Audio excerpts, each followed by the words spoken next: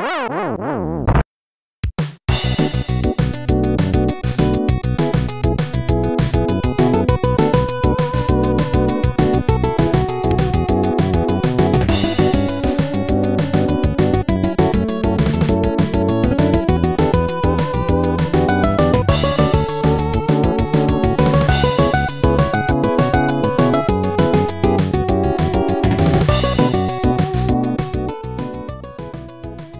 and welcome to Video Game Hangover. I'm Randy Dickinson, and I'm in Harrisburg, Pennsylvania. Hey, I'm DJ Ross. I'm in Mountain View, California. Each week on Video Game Hangover, we talk about the games that have been keeping us up at night. On this week's show, we're playing Atari 50, the anniversary celebration, and Like a Dragon, Ishin. Ethan.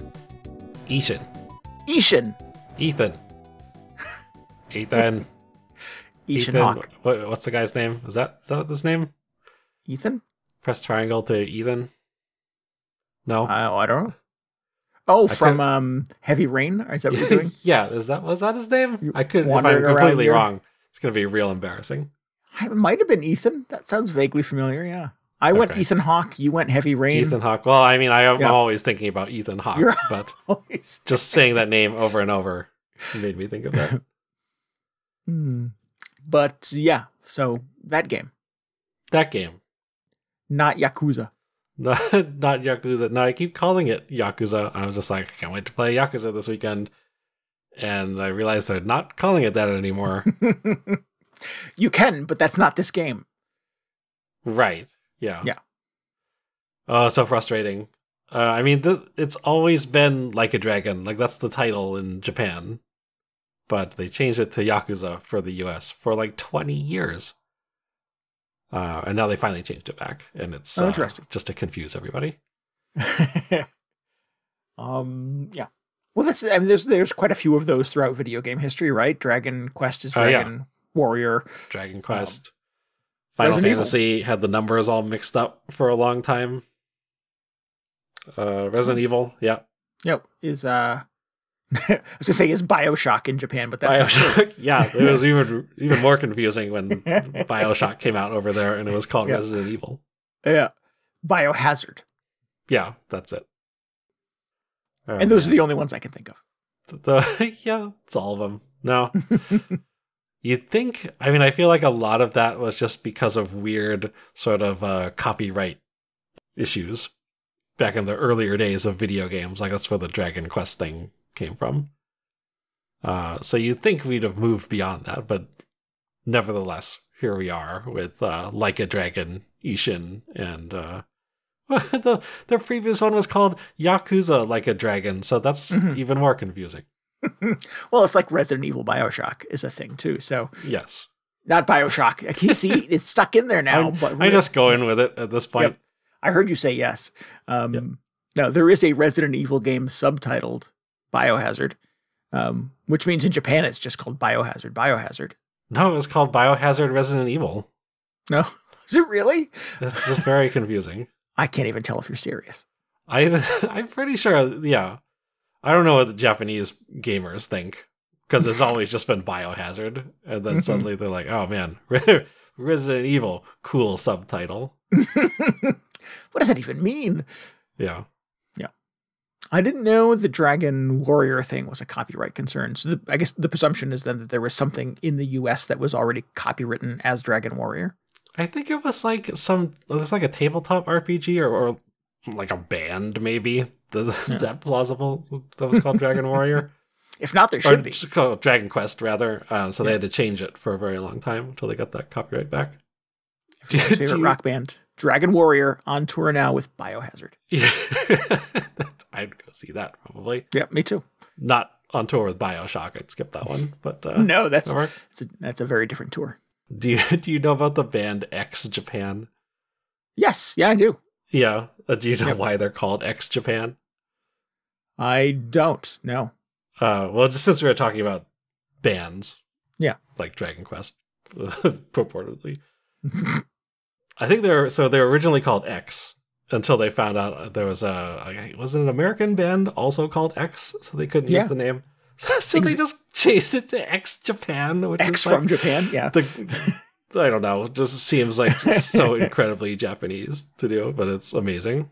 Yeah, it's a California kind of post-punk band called X. It's Exina Cervenka and the other person who I don't remember, but they're like fairly famous musicians in their own right. It's like a super group. So, yeah, I didn't know how X Japan came to be that, but I have heard of that band. They're like a big metal thing, right? Yeah. Long-haired, crazy metalheads. Yeah. Those glam rockers or whatever. Yeah. Good stuff. Good times. Japan is like a whole other country. That's what I hear. Yeah. So anyways, how have you been? What have you been up to? What have you been doing with yourself lately? Are you surviving strange weather patterns in California? Yeah. I mean, it hasn't been that strange. No, not in your part of California. To me personally, yeah. I mean, it's just been a little weird for the last few weeks. But it's been fine because I've just been chilling out in my PSVR 2. Not even facing the real world anymore when you have PSVR 2. Mm. I don't actually have one. I was just reminded that it came out recently. I feel like you buried the lead on that. I was like, I didn't realize that was a thing. Well, that would require you having a PS5 as well, and I didn't know you had one of those. So, I do have a PS5 though, just not the VR thing. Oh, well, I didn't know that. I mean, I don't really use it is the thing. Although I have been playing Like a Dragon Ishin on it, so that's cool. But it occurred to me that I could get a PSVR 2 if I wanted to spend an additional, $600 for the VR experience. Is that really the going price on that? That seems excessive. I think that's what it is in my head. It might not be that much. I just remember it costing almost as much as the console itself. Wow. Yeah. It's quite expensive. That's a lot. It is a lot. Although one of the things, I mean, on top of all the other things that have kept me away from getting a VR system over the last, I forget how long it's kind of been in fashion, the last 5 or 6 years, has just been, it feels like you need like a separate VR space just dedicated to all the cameras and like rigging and cables you need to set up for these things. But apparently the setup on VR2 is much more streamlined. Like, you don't need the camera anymore. You don't have... There was just like an extra box that you had to connect the PlayStation VR2 to get it to work, and I think that is also gone. Oh, wow. So, significantly fewer cables and fewer cameras. And it got me thinking, like, oh, well, maybe from purely just a usability standpoint or a setup standpoint, it's... something I could deal with, but I don't know if I'm willing to, drop $500 or $600 on it at this point. To play what? I think that's I will admit that I've not necessarily kept up with the whole VR thing, let alone the PSVR. But I don't think I have a sense of what video games are hot in VR right now. Right. Well, that's the bigger issue is that I don't know what I would play on it. Although I've heard that Gran Turismo 7 is pretty good. Yeah. Well, I'm sure. Yeah. That seems very likely. Yeah. Well, yeah. According to this list, Horizon, Call of the Mountain, Star Wars, Tales from the Galaxy's Edge. I don't know what that means. I don't think I want to play Horizon in VR. I don't know. Does it make it first person? That doesn't seem like that would be good. That's what I would wonder. Like, I definitely wouldn't want to play a third-person game in VR. Yeah. But even in third person, or first person, I don't know. But that's what makes me think... Ooh, sorry. I keep stepping on your point, I apologize. But Resident Evil 4 and Resident Evil Village, speaking of Resident Evil, are both on this list as well. Well, I definitely wouldn't play Village in VR. That sounds terrifying. Lady Dimitrescu can crush you with her thighs in virtual reality. I'll just chop off my virtual hands. But I think give me a good driving game or maybe like a spaceship game where you're just in a cockpit. That could be good. That seems like, I mean, I talk about this whenever we talk about VR, but any case where you're just seated somewhere and looking around, that seems like the ideal VR experience. Like that the Star Trek game we played last year, that would be great. I mean, that has VR support. Yeah. And you're just sitting on the bridge doing bridge things. Just sitting in a chair. Man, if they just build out that game a little more so it's not like you're just one of the other officers on the ship. You're just one of the passengers. And you can hang out in the lounge the whole time. Don't have to make any of the big, tough decisions on the bridge. I'd probably be in for that. Sounds like my kind of game. No Man's Sky is on here. That's the way to do it. Yeah. But don't you have to, although a lot of that requires you getting out of the spaceship. Yeah, I was going to say you do a lot of walking in that game. Maybe it'd be okay, though. I don't know. That is on my list to play. Maybe I should play it in VR.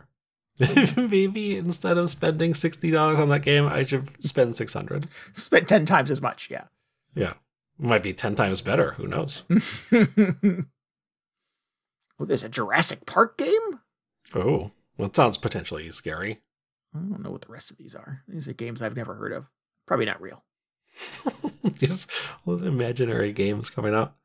Dyschronia, Chronos Alternate. Oh, that's one of my favorites. That's my favorite Dyschronia game. One of the better Dyschronias. Can I still play Beat Saber on it? That's the important question. I think you can, or you will be. I'm not the person to ask, but I don't know if that was on PSVR 1. I apologize. I thought you started this conversation. Well, I started talking about VR 2. Miss me with that VR 1 stuff. That's, last gen. Yeah. Tetris Effect is on here. Let's play some Tetris in VR. Yeah. Yeah. That's what's always been missing from Tetris. Virtual reality, yeah. VR? I don't know what that is. It's just a long list at this point now. I don't know what any. There's a game on here called Unplugged: Air Guitar. So you can just play air guitar for free. It's like I could just do that anyway. Man, not to keep going off on tangents, but there's actually a driving game coming out supposedly this year that I'm really interested in. It's the latest in the Crew series. The Crew. Yeah, so it's like an open world driving game. Mm-hmm. But from what I understand, it's the same team that made my favorite driving game of all time, which is Test Drive Unlimited, where you just drive around Hawaii. And what I liked about that is it wasn't so much like a racing game. It was actually like supposed to be about just driving a car. So you didn't even need to do races all the time. You could just spend time cruising around the island if you felt like it. Yeah. Like listening to the radio. And like something like that would be cool in VR, I think. Because, you're just in a car. You're just kind of chilling out. Yeah. Probably turn traffic off if you want to. I don't know. We've talked about like the concept of virtual tourism before, that you could go to, what's the Assassin's Creed game, where you could basically just sort of wander around the pyramids and stuff like that. Yeah. Yeah. I think that would be kind of the ideal implementation for stuff like that. Yeah. So now that I've mentioned that, I have no idea if that's going to be out for PSVR 2. But boy, that would be great, I think. Oh, this looks familiar. I think I've heard of the Crew before. Have you talked about it on the show? No, I only spent a little bit of time playing it because it was like, I think it was the first one, or I don't remember if it was the first or second one. You could drive across the entire United States. And I thought, well, that sounds ambitious.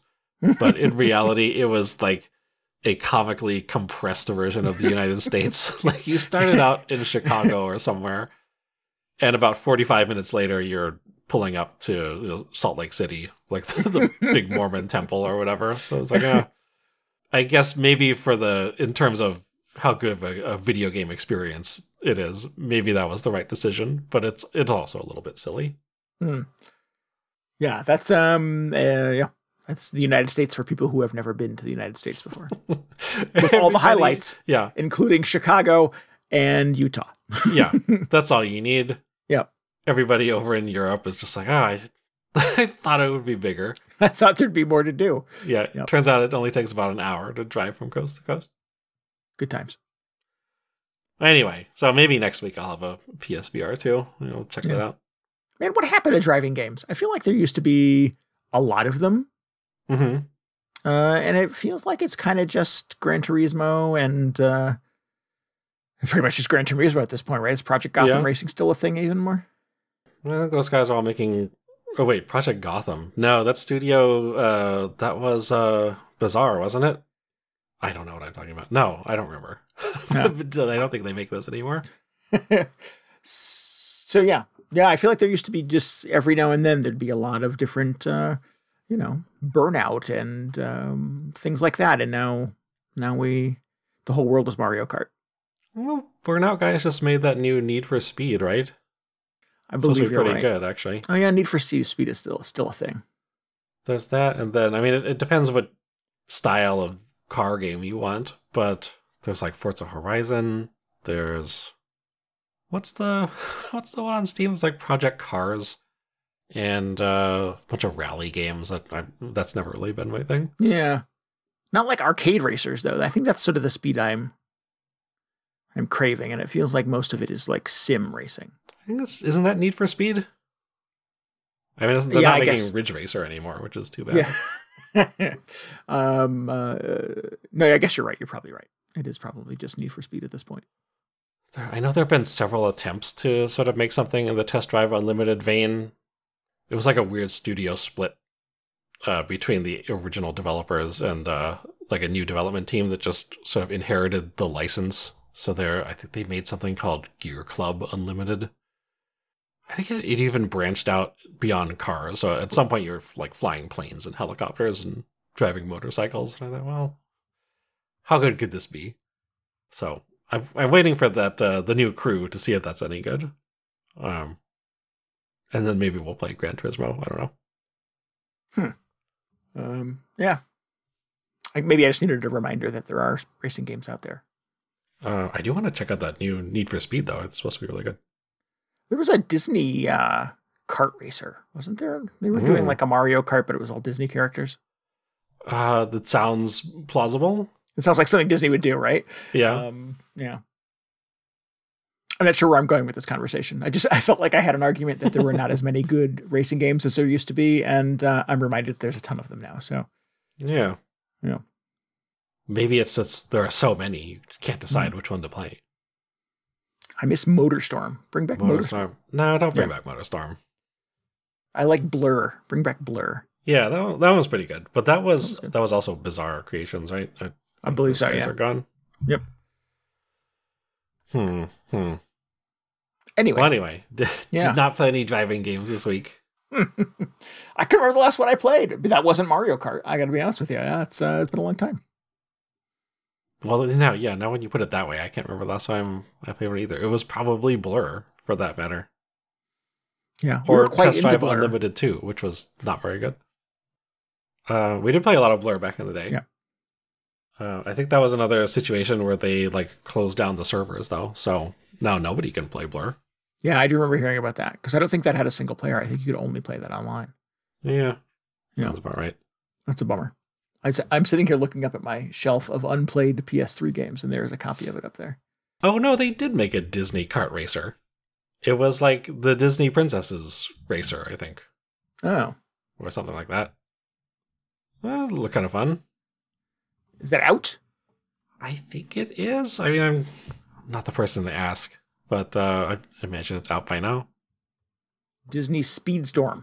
Yeah. You want to play some Disney Speedstorm? Coming out in 2023. Yeah.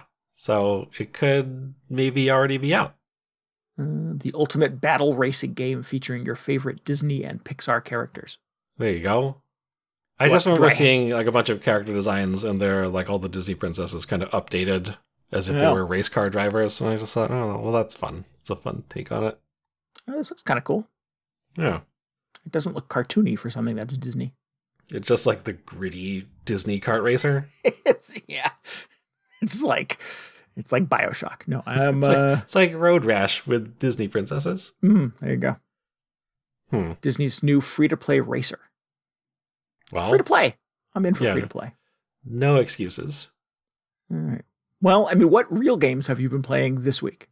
Games that are out and exist in the real world that are not on VR or make-believe Disney games. Yeah, well, I played this Yakuza game, although, again, it's not allowed to call it that. I played Like a Dragon Ishin, which is the latest in the Like a Dragon series, since that's what we're calling it now.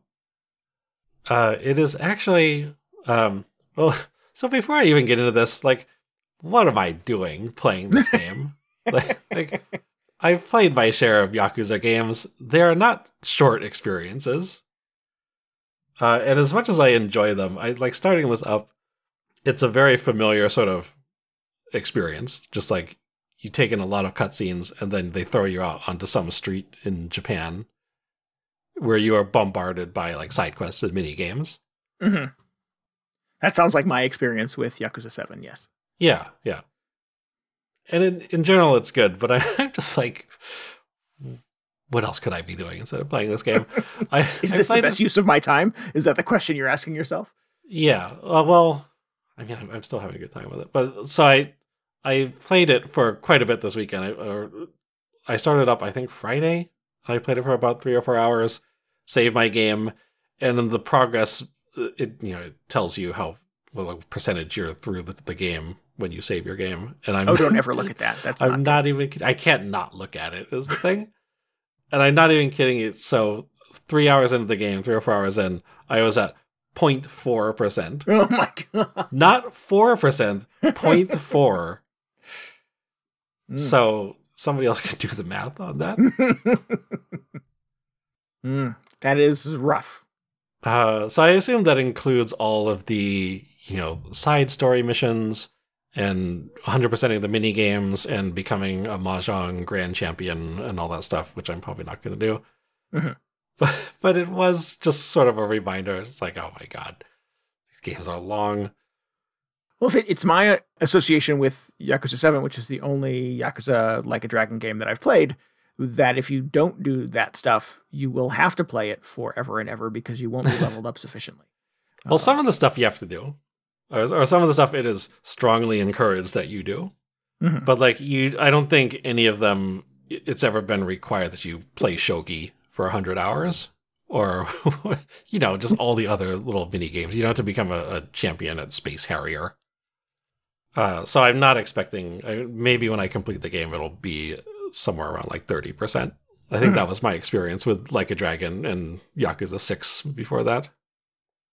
But anyway, the hook with this one is it's no longer in modern day Japan. It's set in sort of like 19th century, sort of the end of the, I don't know how you are in your Japanese history, but it's like sort of the end of the like feudal samurai period.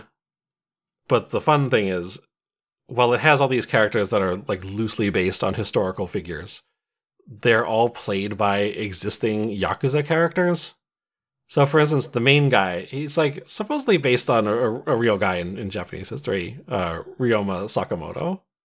But he is just Kazuma Kiryu with a different haircut. And, he's wearing a different outfit. He doesn't have the gray suit. So is this meant to be like Yakuza All-Stars, or are they just reusing assets to get a game out, or... It's not really like an All-Stars thing. I think it's just sort of a fun, like, anthology take on it. This is also a remake. The original version of this came out in 2014, I think, for the PS4, and just didn't come out in the US. But now that Yakuza is super popular over here, they ended up doing this remake, and it got a localization, which is super cool. Oh, interesting. Okay. Because I'd always see this and be like, oh, it's just the Yakuza guy. It's like, that's Kiryu with a sword for some reason. What's he up to? And I couldn't play it, so I'm thrilled that it's coming out. Oh, that was always its hook. It was always sort of peopled by known Yakuza characters. Mm-hmm, mm-hmm. Gotcha. Okay. In fact, it's kind of weird because the original version, they've updated it since then and actually replaced some of the characters with more recent Yakuza characters, I think. So some of them are from like Yakuza 0. I think there's one, I think Adachi from Yakuza 7 shows up, the security guard. Oh, yeah. I have not run into him yet, but I'm really looking forward to that because he was one of my favorite characters from that one. But it's just this weird situation where I'm just like playing this game and like it's Kiryu, obviously, so that's fine. Like he's just the face of every Yakuza game. And then I'll just run into somebody else and be like, oh, wait, you're that guy, but then he has a completely different name in this and is playing a different type of character, so I just don't really know how to interpret what that guy means. And is it the same voice actors that you recognize? It is, yeah. Yeah, well, that's funny. That's good. Yeah. It's a little gift to the Yakuza fans, then, in a lot of ways. It is, yeah. It's a super fun concept, and I can't really think of any other instances in video games where they've done this sort of thing. So I love it in the future if they just keep taking these characters and, maybe put them into some other genre of game. It would be interesting. But anyway, do a horror game, but they did a horror game at some point, did they not? Yeah, they did that zombie thing. I guess at some point I still need to play that. But yeah, I think in that one they were just playing themselves from the existing Yakuza games. But anyway, so you're in sort of not quite ancient Japan, but several hundred years ago, and it's got this incredibly sort of typically convoluted plot, like most of the Yakuza / Like a Dragon games. Except in this case, it ties into this specific era of Japan where it's sort of the end of, oh man, this is rough. The end of the sort of shogunate system.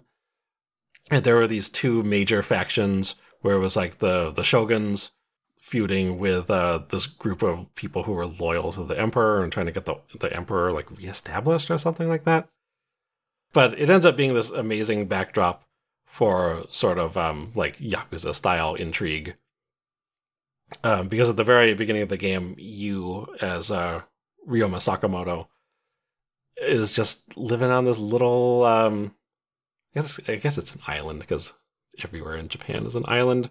But you're just living in this little town with some of your close associates, kind of taking in all the like faction drama. And then, lo and behold, this assassin shows up and starts assassinating people. You end up going on this quest to track him down. And the only thing you have to go on is, like, you noticed he was using this very peculiar fighting style. So, so far in this game, I've only played for like 4 or 5 hours at this point. And a lot of that's been eating at restaurants. But it's just Kazuma Kiryu under a different name, going around all these people just being like, I'm looking for a guy who fights like this. Have you seen this guy? And it's people like such a classic sort of samurai movie setup. You don't happen to have 6 fingers on your right hand, do you? No, I mean, it's like pretty much the same deal. But yeah, just going around trying to track down this guy. Excellent. So the story is very entertaining so far. And then the rest of it, it's a lot of what you'd expect from a Yakuza game. Like I said, you've got all the side quests, you've got all these mini games. A lot of stuff is just very familiar. Like they have the karaoke bar in this, except it's like a karaoke bar from 200 years ago. So it's not so much J-pop as it is like, I don't even know how you describe it. It's a lot more taiko drums. It's really good though. I mean, it's still got the same Yakuza kind of sense of humor. Mm-hmm. Maybe the other thing that set this apart from the other ones is, so first of all, it's back as a real-time action game, because it predates Yakuza 7, Like a Dragon. It's not a turn-based RPG. Right, for the sake of our listeners who have not played all of these, yeah, 7 was different in that way, is that it was more of a turn-based RPG. Yeah, and it's going to continue to be that way. So, in some sense, like, maybe you weren't into that, you still have an option to play the more classic Yakuza-style games in this one. But as I said, he's got a sword instead of, in the previous games, he would just beat people up with his fists. Although you can still do that. Air conditioners or with anything handy. Yeah. Whatever's nearby. But in addition to the sword, you have a couple of different fighting styles. So you have, you still have that unarmed fighting style if you're like a purist and that's all you want to do. But you have the sword. You also have a gun. And then you have a fourth style where it's both the sword and the gun. So just a whole lot of fun combinations. And it feels like the classic Yakuza combat, I think. Or at least around like the Yakuza 6 era of combat, because it's been, evolving quite a bit since those PS2 originals. And I don't think it's going to give Sekiro or whatever as the gold standard for samurai combat run for its money at this point. It still feels a little loose But it's still fun to just sort of mess around, swap between all these different fighting styles, because like I've never gotten the chance to really use a sword in a Yakuza game.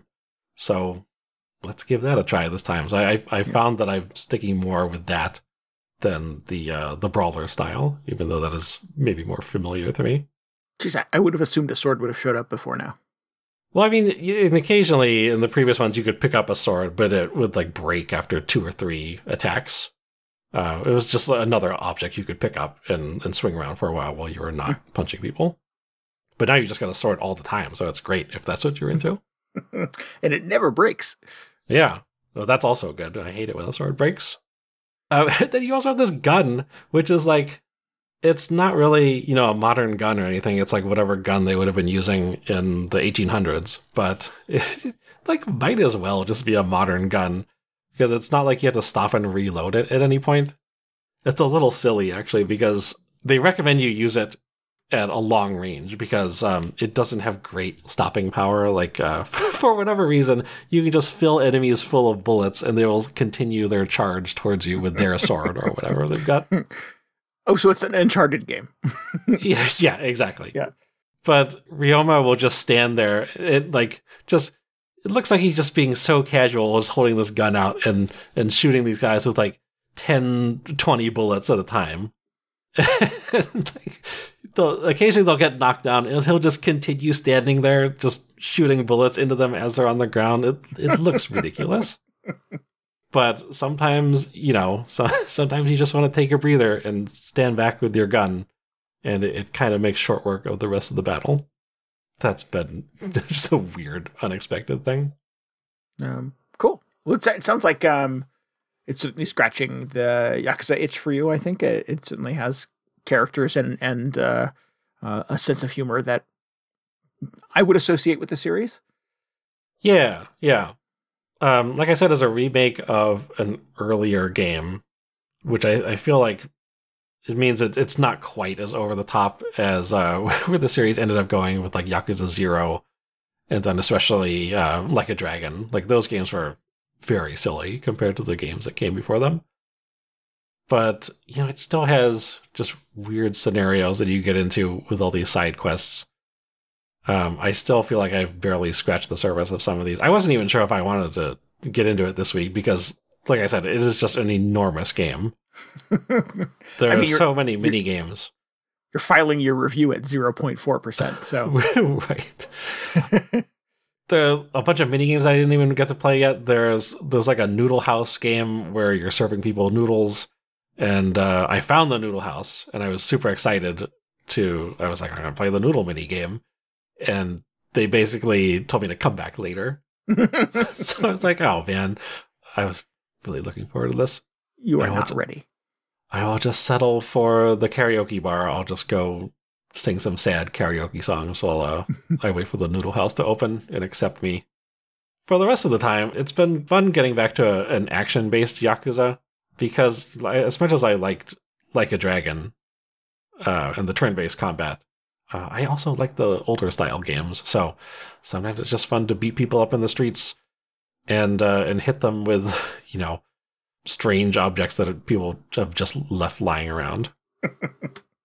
It's interesting that Yakuza, so let me try that again. Yakuza is successful enough now that it can kind of go down these multiple paths that I presume they have at least 2 Yakuza games in development at the same time. They were working on Ishin, and there is a Yakuza 8 coming out at some point. Yeah, there's 8 happening. They're also making another one with Kiryu in it, which I think is more of a side story, but I assume that one will also be the action style one. And this is the same studio that made Judgment as well. Oh yeah, there's also Judgment, which I thought was going to be, okay, this will be the action series, and then Yakuza will turn into this turn-based thing for a while. I don't know if they're making any more of those, but it seems like, I think they there was like some legal issue with the actor that they have playing the main character in that game, which sort of put future entries in doubt, but I think they got it smoothed over, so who knows, maybe we could see another one of those at some point. That's Judgment. That's Judgment, yeah. Yeah. But until then, there's this game, which is probably 1,000 hours long, so that should be enough to keep people occupied. It should hold you for a little while, yeah. Yeah. Jeez, yeah. There's a lot going on. Oh, it's in Kyoto this time, which is interesting. The previous games have all been in that little, like, Kabukicho neighborhood in Tokyo. But this one, I mean, it's like a completely different map, as you would expect, because it takes place several hundred years ago. Right. But it's all in this nice little, I mean, you imagine sort of an old Japanese village, a bunch of wooden buildings and dirt streets and these nice temples and everything. But it's very cool. It feels, to some extent, like the feudal Japan Assassin's Creed that everybody wanted for the longest time and they never made. Because like you said, it's a little bit of the video game tourism thing where you can just kind of wander around, stop into a noodle shop and hang out, do some karaoke before you get back to slicing guys. So I've just been kind of having fun wandering around the streets between missions. So I've only ever played the turn-based Yakuza. Mm-hmm. I've only played Like a Dragon. Yeah. Yakuza 7. Would you recommend the transition to the more brawler-type games, or do you think that would be a tough move? Because I'm intrigued by this, but I like Yakuza being turn-based, and I know that that's the only game in the entire series that is. Yeah. Is it just like the action combat doesn't appeal to you at all, or it's like not your forte, you think you would have a tough time with it? Yeah, that is a tougher sell for me. Like I like turn-based strategy games and RPGs. So when those games tend to go real time and lose some of that like methodical turn-based structure, it tends to be a bit of a turnoff for me. Mm-hmm. So I'm pretty sure, I mean, in this one you can turn the difficulty down. So far it's not been particularly hard. I'm playing it on normal. But also I felt like the previous Yakuza games, after you get past the first few hours or so, which can be a little dicey because you're just not that strong yet, they're fairly easy. Like Kiryu builds up his super meter so quickly eventually, and before you know it, you're just smashing guys with your super moves left and right. That being said, I found, like, even once I'm at the point where the sort of trash battles on the street are trivial, the bosses can be quite difficult. And I haven't run into a lot of boss encounters yet in this, so I don't know if that continues to be the case. But like I said, there's always an option to turn the difficulty down. That being said, though, if you're looking to get into a Yakuza game other than Like a Dragon, I don't know if I would start with this one, because some degree of appreciation of it comes from having played another Yakuza game with some of these characters in it. Oh, gotcha. Plus, I mean, probably doesn't make a difference. I mean, I think going from like modern day Yakuza 7 to Ishin and just having it be in a completely different setting would be a little jarring, but like, you've only played that one, so who knows, maybe it'll be fine. Yeah, that was my concern as well, is that like I don't know who any of these characters are from the previous games. I really, the thing that was a selling point to me of jumping into Like a Dragon was that it was kind of a reboot. And obviously there are some threads that sort of tie back to previous games, but not in such a way that it becomes an obstacle to me being able to enjoy it.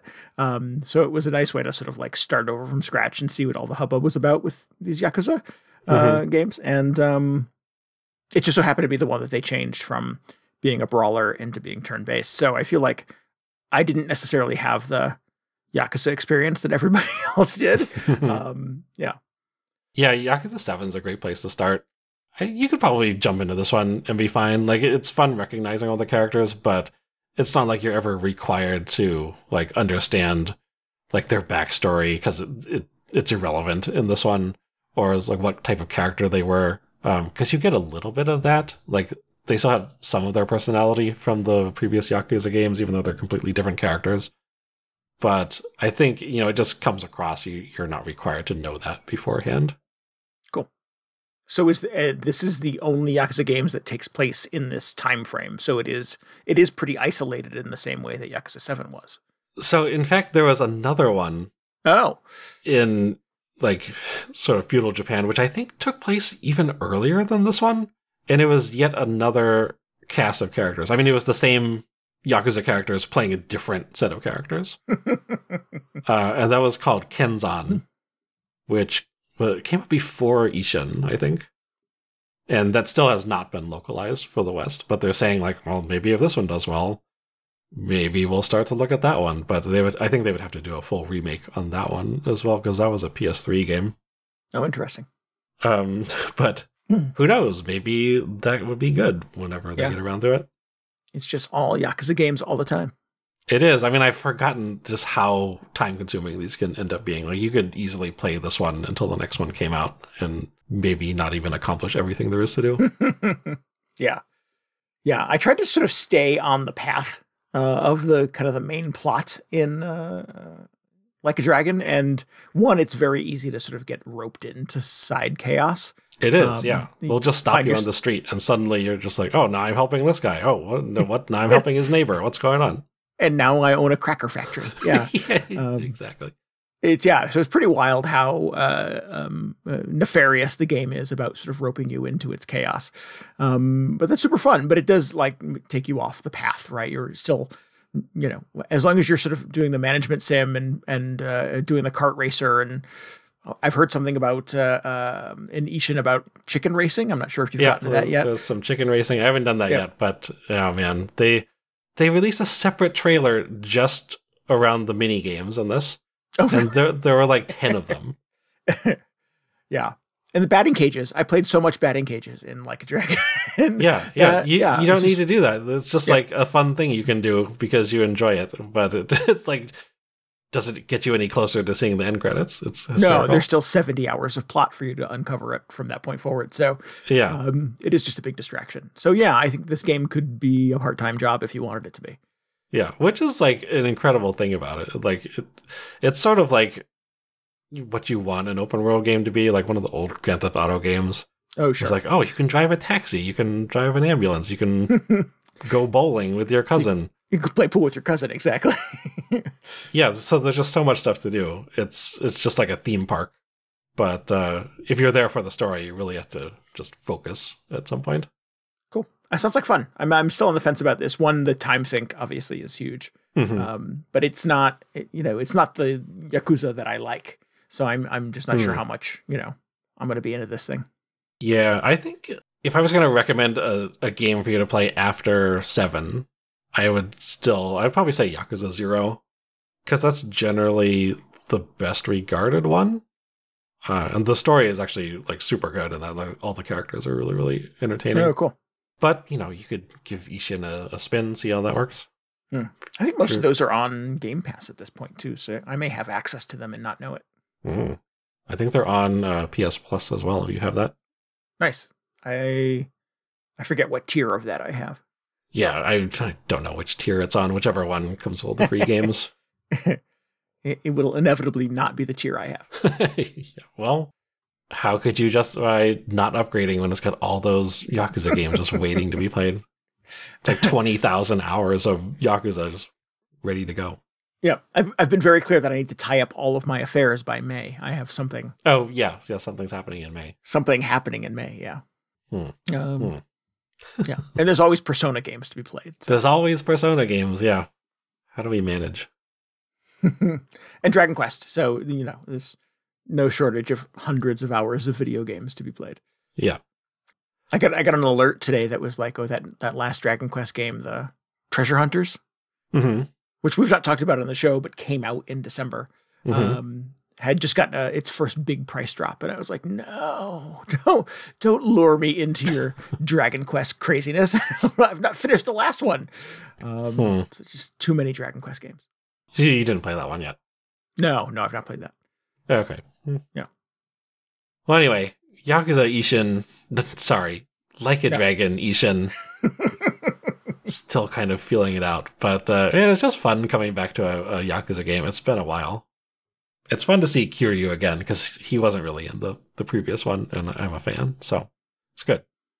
It must be tough as a video game developer to build a ton of video games around this one character and then decide you're not going to do that anymore, that we're going to start over from scratch. We're going to have a new lead, and you've got millions of people who are super into that character. So I think this is kind of a fun way of of providing a little bit of fan service, I think, for those folks. It is. And, I at some point, I just thought, like, it'd be nice if they switched it up. Because, as much as I like Kiryu, how many more games can they possibly make with him as the lead and have it still feel fresh? So I was kind of grateful that they gave him a send-off and retired him after Yakuza 6. But now he's just in more stuff.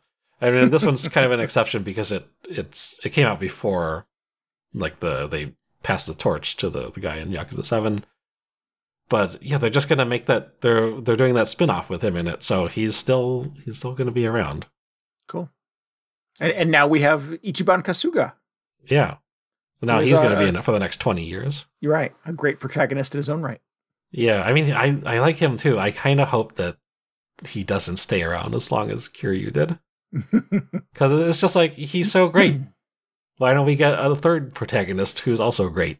And we can give Ichiban some spin-offs if he wants. I don't know if he's in this one. I'm gonna die if he has a cameo at some point, though. Can't wait. He has very distinct hair. You should be able to find him pretty easily, yeah. Yeah, it's gonna be good. Well, cool. That sounds like fun. It's kind of a weird place to be where this thing is out there, and I'm like, do I want this? Do I want to play this? What do people think?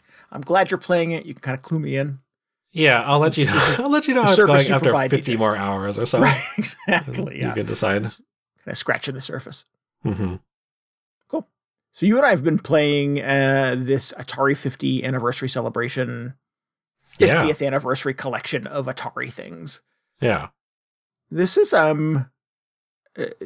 a really neat kind of artifact, I think, and that it kind of serves a couple of functions that you can just jump into it and play a bunch of really old Atari games. There's a game list on there. Excuse me. Classic Atari games.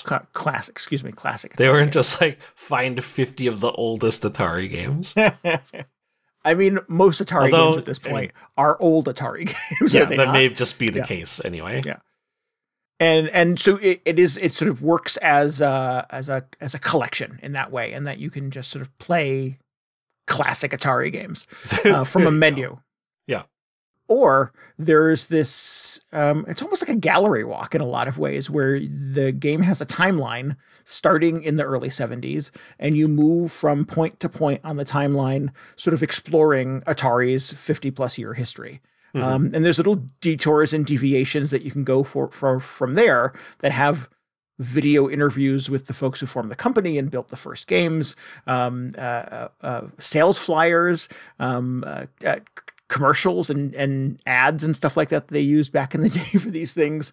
There's some really interesting images and write-ups about abandoned products, things that they wanted to do that never saw the light of day, that never got released. There's a whole detour where Atari was making pinball machines that nobody liked and fell apart pretty easily.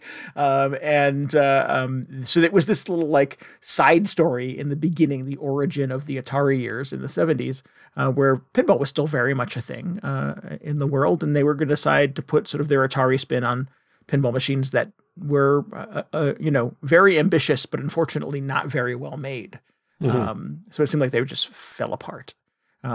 They made something called the Atari Behemoth or something like that, which was like this massive pinball machine that was 8 feet long and 3 feet wide, and didn't use little silver balls. It used pool balls, like billiard balls. Oh, Hercules. Hercules, that's what it was, not Behemoth. And yeah, it was a huge failure for them. It just did not do well for Atari. So the failures are almost as interesting kind of as the successes, I think, particularly in the early years, where they're just, the technology's not quite there yet. The ambition certainly is. And they're just trying a bunch of stuff. So yeah, it's cool. I think it's, it would function almost as a documentary. You could put this in linear order and make it a movie that I would watch for 2 hours. That's kind of how I approached it. Yeah. But it's cool that it is this kind of interactive thing, that as you get to sort of points on the timeline where they start talking about video games, where they talk about Asteroids and Pong and Breakout and stuff like that, you can just hit X and play Asteroids and Pong and Breakout. And then you back out of it and go back to the timeline and just move on to the next dot in Atari's history. Yeah. So it's a very, very cool and kind of really unique. I can't think of another sort of like, retrospective collection for video gaming that does it quite like this collection does. Yeah. When I first heard of this, I assumed it was just like, typical collection of games like the Sega Genesis classics or whatever. It's like 50 games on one disc. And I thought, oh, that's interesting. I don't know if there's been an Atari thing or an Atari equivalent at this point. But the closer it got to release, I've followed some of the developers on social media, and they just kept talking about how much effort they were putting into sourcing all these like design documents and promo materials. But even then, I thought, I've played a bunch of compilations where you can go into the gallery and look at like concept art, like 24 images that they threw on there or whatever from when the game was in production. So I assumed it was that sort of deal. Yeah, but with no context or anything. It's just a wall of click on X, you blow it up, you can zoom in, look at it, exactly, and then you go to the next one. Yeah, I see you've also played one of these things. Oh yeah, very much so. But this one, I feel like it's almost the walkthrough of from the beginning of Atari's history was the focus from the start. They weren't just like, let's get I keep wanting to say there are like 50 Atari games on here, but it's just because it's the 50th anniversary. Yeah. They didn't set out to make that like compilation disc. They wanted this to be like a museum tour and actually take you through everything, which has been amazing. I feel like you said, I just kind of want to sit down and hit play on this thing and like have it show me all the video clips or like pan over the design sketches from some of these older games and just like take it all in, because I wasn't super familiar with Atari's history before I got into this. Yeah, it's interesting that to sort of go through it. I'm up to the 80s at this point, and I've not played through the entire thing. Mm-hmm. I remember having access to an early Atari system. I remember seeing Atari like video game consoles in arcades, or I told you, Jay, before we started recording tonight that there was a roller rink in my little town in Connecticut when I was a kid that had an arcade in it, of course. And it had some of these really old Atari games, and a lot of them were kind of multiplayer games. There was Pong, of course, was 2 players. And there was a racing game that had required 8 players that you could do. This was 1981. I think this is a long time ago. I probably wasn't playing them until the mid 80s. So they were, a few years old at that point, but still obviously still operating. Yeah, it's cool. I have memories of actually sort of playing the console versions of some of these games as a child. And not at that time having the context to understand like how important that was to gaming or what Atari even was, as far as, a brand or their mission at the time. So it's just interesting to sort of like retroactively realize like, oh, I played that game. Oh, there used to be one of those at Roller World. So yeah, it's just, it's really interesting to sort of be at the, in the ballpark of the right age to have some kind of real world appreciation for where this thing started. Yeah. For me, it's like, I think one of my friends had a 2600, so we played a few games on there, but a lot of these games I've just heard of, from them being mentioned as sort of historically significant. So it was a really cool opportunity to actually go back and play stuff like Yar's Revenge. And what was the other one? Oh, I played Adventure. I'd never played Adventure before. Yeah.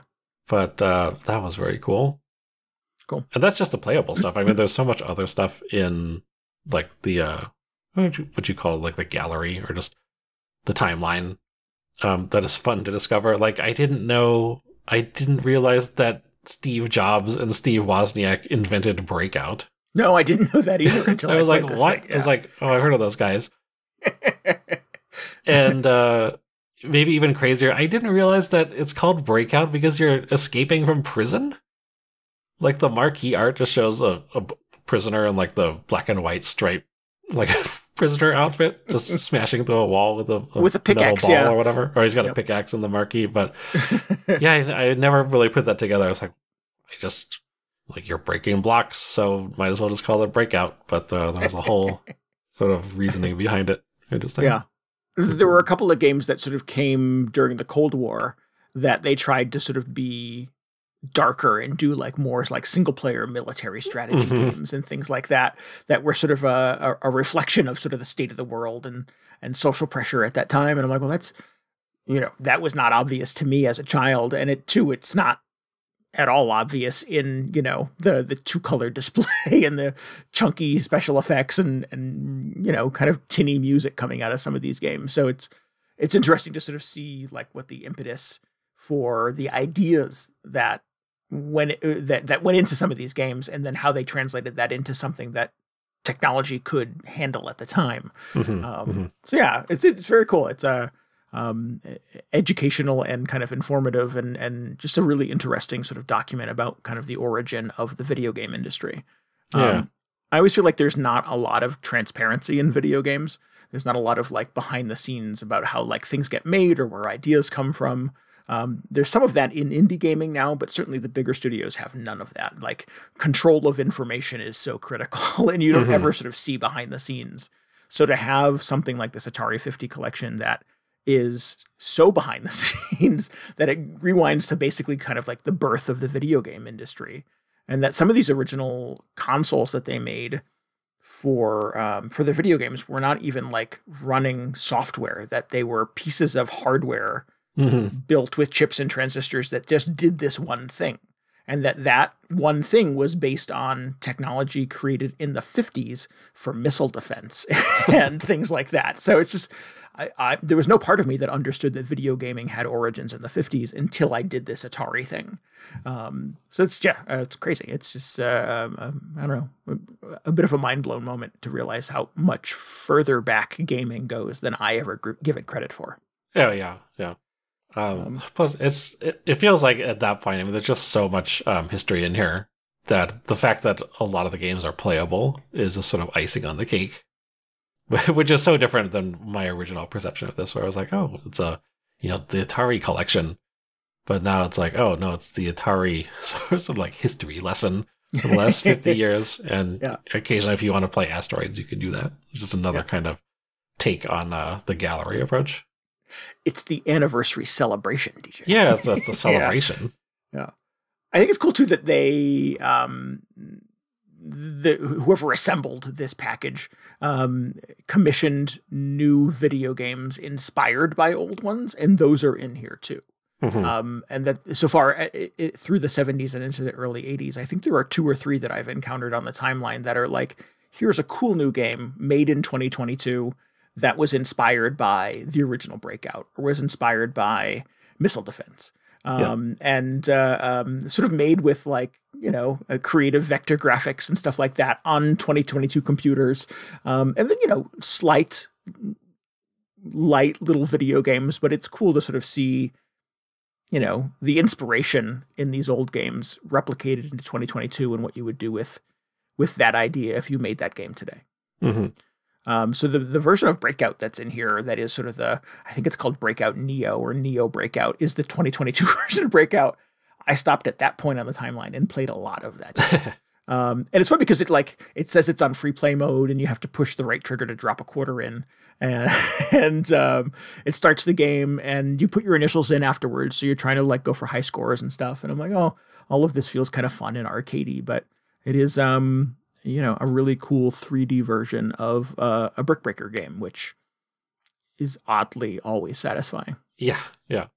Did you play either Yoop, I believe it's called, or the new Yara's Revenge?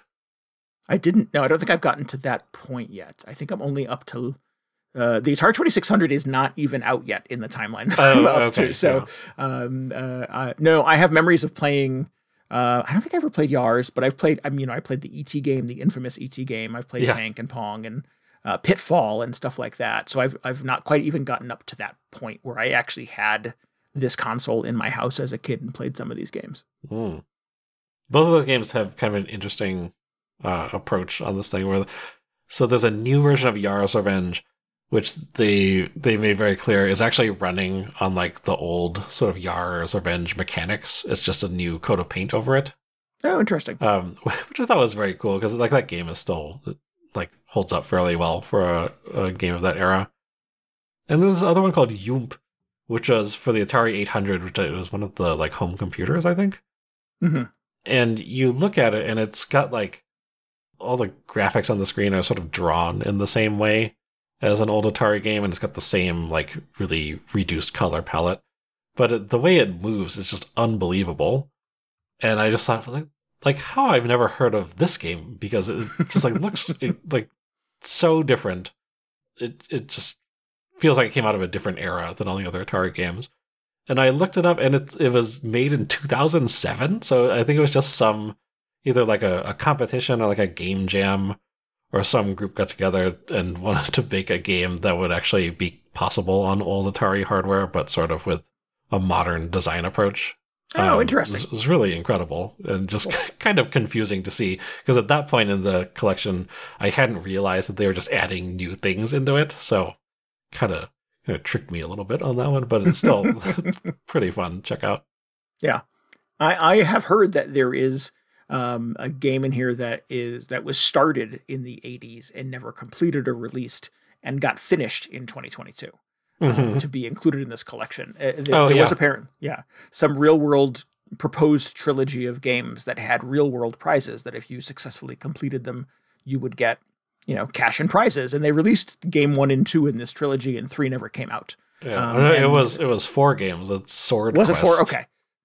Yeah, and I saw that they actually, like you said, they never made the 4th and final installment, but now they did. It's in the Atari collection, yeah. Although that's a little dubious to me, because I'm not sure if it's like, okay, this is the game they were going to make back in the 80s or whatever, or they just decided like, oh, let's finish it, and they put whatever this is together.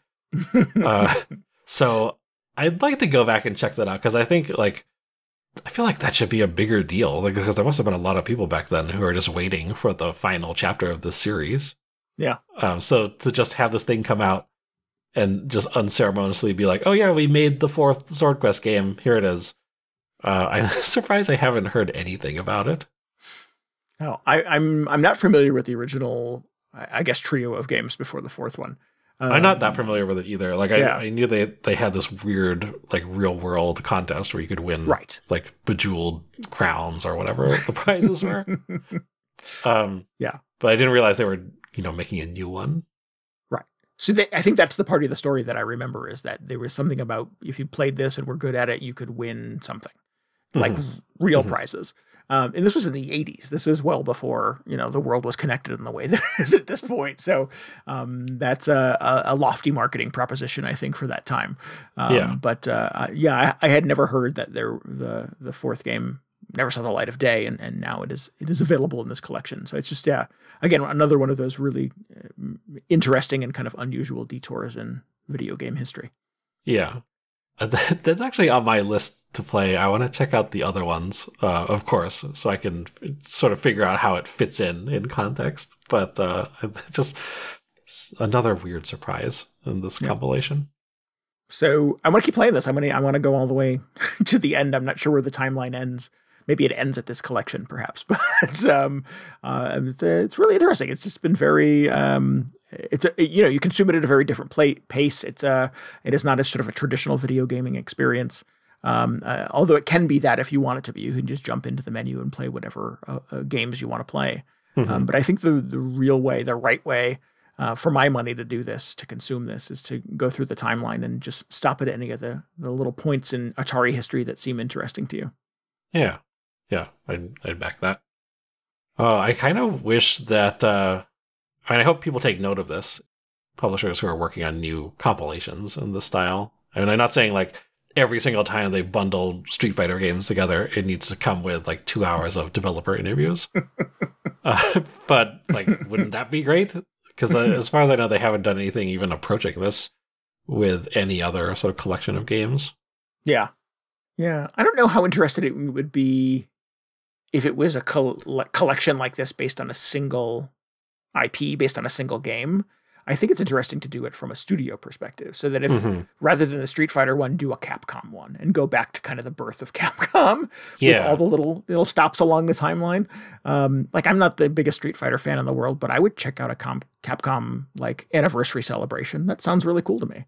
Sure. I mean, Atari is a little bit unique, since it's this whole, organization rather than just being a series, like you said. But Yeah. who knows? Maybe if they did a Street Fighter historical compilation, I think that would definitely be notable. I would also play that Capcom one for the record, so I'm not saying don't make that one. Yeah. But man, it really raises the bar in terms of like how people approach sort of just these collections, because up to this point they felt sort of like, you know, the greatest hits bundle, Right. and occasionally like they would have that gallery mode or maybe an interview or like a little video feature or something, but it's never felt like the intention behind them to like dig into the history of these things. It was just like, get these older games out there so people can play them again. Yeah. Make a Nintendo one. Make a Nintendo one. That's never happening. Come on. No, as long as they can nickel and dime me for all their little old video games, they're gonna, yeah. Yeah, it'd be like, oh yeah, check out 50 years of classic Nintendo music, and you'd open up the music player and it would just be like empty. Like, this was all taken down by our lawyers. Yeah, or a link to download DLC. Yeah. Jeez. Oh man, that would be great though. So this is really cool. This is Atari 50, the anniversary celebration. It's on a bunch of stuff. I'm playing it on the Switch. Is that where you're playing it as well? Yeah, it works out pretty well. I've actually like taken it to bed and been like, oh, I'll just watch a few more videos in the collection before I go to bed. Don't even play anything on it, just kind of get into the documentary side of it. Yeah, and I like that in some of the games use the touch controls. You can there's some of the older ones, if you think of like what was the one we were talking about? Breakout. It's done with a representation of an arcade cabinet around the perimeter of the screen. And you can tap to select one player or two players, and then tap to start and stuff like that on the screen. And then you can use your finger to drag the little paddle around rather than trying to use the sticks, which never quite feels right. So I think it's using touch controls really well on the Switch. So would encourage folks to maybe check it out that way too. Huh. I didn't even realize that was an option. Yeah. I didn't until I started poking at it, and I was like, oh, hey, it works. It works the way that I want it to.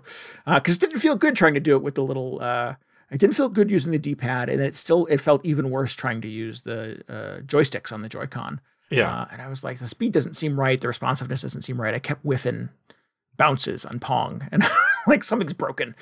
So I then just tapped the screen, and it worked perfectly. Yeah, you know, what you really want is the accelerometer controls. I need a paddle. I need a little twisty wheel. A little dial thing, yeah. Yeah. Well, they make a Joy-Con with a dial on it. Come on, guys. There's one, I think I have one for the DS. Oh, yeah, no, I have one of those. It's good. Yeah. It came with Arkanoid. Yeah. Yeah. Is that an Atari game? It's got to be in here somewhere, right? Arkanoid? No, I mean, it was like, was it Taito, I think? Oh, gotcha. There are, a bunch of Breakout clones at that point, though. Right. Yeah, that was an interesting detour. It's just What's how... the Taito compilation? I don't know. But Atari started selling lots of video games and proving that you could make money selling these things. And then people started copying their video games. And I'm like, oh, it's just like the eShop, or it's just like the Apple Store, is that you put out one good game and then suddenly all of these like cash grab clones come out. That apparently was a thing in the late 70s as well. Mm-hmm. But you see the thing where they would just do it to themselves. They formed a whole separate company. Yeah. It's very shrewd. Yep. That's good. I like the little detour in the timeline in the late 70s about how much cannabis consumption happened at Atari back in the day. Oh, yeah. Yeah. I'm like, oh, that's kind of fun. It's some of your favorite video game memories came from marijuana. Yeah, dedicated office weed delivery guy. Yes, they had one guy on the Atari team who was his sole job was to secure pot for the rest of his coworkers. Good times. Pretty good gig if you can get it. Right, exactly. I appreciate that. So cool. Yeah, this is a lot of fun. Way more work and way more love kind of went into this than I think maybe needed to, but like you said, it does kind of set a pretty high bar for how these collections will go in the future, I think. Yeah. Wonder which one will be next. Capcom, would you go for that? Or Nintendo? Nintendo would be, I think, probably would be the most interesting and certainly goes back really, really far, I think. Yeah. But I think that would be like the dream. I yeah. don't know how likely it is to actually happen, but it would be good. I don't know. There aren't that many of these old video game companies left, at least not in this form. Mm-hmm. Yeah, I don't know. Who else I would want that from? Who goes back early enough that it would be interesting? I don't know. I mean, I would almost say something like Sega, because I'm definitely more familiar with Nintendo's history than Sega, so that would at least kind of unfamiliar to me. That's true. You're probably not wrong. But, I'd settle for a Nintendo, whatever. Squaresoft, make a Squaresoft one. Squaresoft, yeah, do the Squaresoft / Enix history and combine into Square Enix at the end. Yep. And then you just take like a slight detour on the timeline to play 50 hours of a Final Fantasy game. Yeah, it's like, oh man, every Dragon Quest game is in here. Hold my beer. Right. Yeah, that'd be cool. All right, so let's wrap this thing up. You good to go? I think so. I got to get back to chopping, guys. Yeah. If you need any more video game hangover in your brain, you should follow us on Twitter at twitter.com/VGHangover. And you can always get show notes and links and tell us what you thought about this episode at VGHangover.com. We would love for you to join us on our Discord. You can hang out with us and chat about video games and other fun pop culture things. You can get a link to that at VGHangover.com. And we would encourage you to, of course, subscribe, rate, and review us on your podcasting app of choice. And maybe help us out by telling your friends about the show. Yeah, help us spread the word, attract some new listeners. We really appreciate it. We want to give thanks again to Carl Brueggemann this week for our intro and outro music. You can head over to carlbmusic.bandcamp.com and download some more of our stuff. Oh, it's Bandcamp Friday this Friday. So nice. If you want to do that on Friday, that would be terrific. You'll get extra, or the full proceeds from all of his downloads. Cool. I love a good Bandcamp Friday. Yeah. I need to get on it this week. I always am like, well, it's Bandcamp Friday. I got to put stuff in my cart. And then at like 12:01 Saturday morning, I'll just be like, oh no, everything's still in my cart and I didn't check out. So I need to actually do it this time. Give yourself a Siri reminder. Yeah. There's no grace period yet for Bandcamp Friday. All right. Well, next week, DJ will be back to tell us everything that he bought on Bandcamp Friday. Oh, yeah. Yeah. Until then, this is Randy Dickinson. This is DJ Ross. Thanks for listening to Video Game Hangover. Goodbye. Good night. See ya.